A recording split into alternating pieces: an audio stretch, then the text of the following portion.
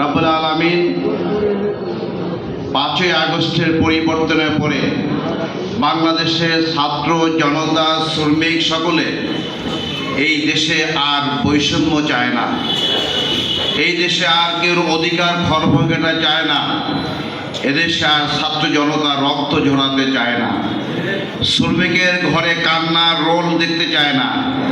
সেজন্য আল্লাহ তুমি এদেশে শ্রমিক অঙ্গনে শ্রমিক করার মাধ্যমে এমন এক গণজোয়ার সৃষ্টি করো, যার মাধ্যমে বাংলাদেশে কেবল ইনসাফ প্রতিষ্ঠা হতে পারে, ইনসাফপূর্ণ সমাজ প্রতিষ্ঠা হতে পারে। এই তৌফিক দান করো রব্বুল আলামিন। আমাদের সকলকে তুমি মাফ করে দাও, সকলের জীবনে গুনাহ খাতা মাফ করে দাও, সকলকে তোমার দ্বীনের জন্য কবুল করে নাও।